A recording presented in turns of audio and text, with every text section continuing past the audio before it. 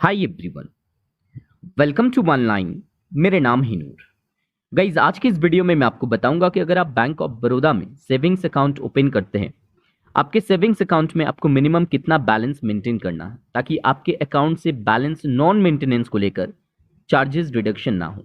Guys, आपको जानकारी रखना है कि बैंक ऑफ बड़ौदा में सेविंग्स अकाउंट के ऊपर जो मिनिमम बैलेंस के रिक्वायरमेंट्स हैं, ये कंप्लीटली बेस्ड ऑन है, डिपेंडेंट है आपके ब्रांच के लोकेशन के अनुसार।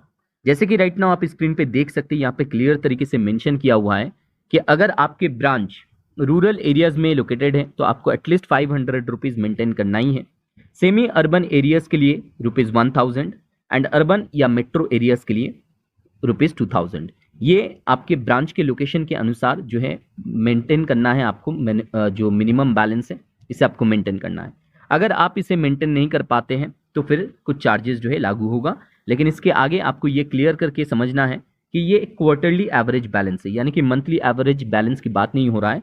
हर 3 महीना में यानी कि क्वार्टरली आपके अकाउंट में एक ऑडिट किया जाता है और उस ऑडिट में देखा जाता है कि आपने मिनिमम जो बैलेंस की रिक्वायरमेंट्स था उसे आप जो है कंप्लीट किए है कि नहीं, फुलफिल किए है कि नहीं। अगर फुलफिल नहीं कर पाते हैं, बैलेंस रिक्वायरमेंट्स में जो है कुछ शॉर्टफॉल रह जाता है तो कुछ चार्जेस जो है लगेगा। मैक्सिमम कितना चार्जेस लग सकता है इसके बारे में यहाँ पे बताया गया है कि रूरल या सेमी अर्बन एरियाज के लिए 125 पर क्वार्टर यानी कि हर 3 महीना में 125 रुपया लगेगा, और अर्बन या मेट्रो एरियाज के लिए 250 रुपया यानी कि 250 रुपीज पर क्वार्टर ये मैक्सिमम चार्जेस हैं। और गाइज आपको याद रखना है कि ये जो चार्जेस मैंने आपको बताया 125 रुपीज़ एंड 250 रुपीज़, इसमें जो है 18% जीएसटी भी लागू होगा, क्योंकि बैंकिंग सर्विसेज में 18% जीएसटी लागू होता है, राइट। और आपको ये याद रखना है कि ये जो है मैक्सिमम चार्जेस हैं, तो इसीलिए आपको कोशिश ये करना है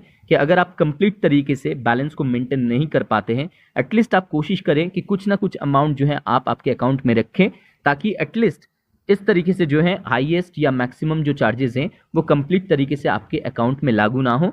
कुछ अमाउंट जो है चार्जेस की तरह जाए वो अलग मैटर है, लेकिन कंप्लीट जाएगा तो आप देख सकते हैं कि कितना चार्जेस जो है आपके अकाउंट में लग सकता है। तो इसीलिए आपको आपके अकाउंट में बैलेंस प्रॉपर तरीके से मेंटेन करना है। ये डेफिनेटली आप ही के लिए सुविधा होगा। Guys, I am sure you liked this video.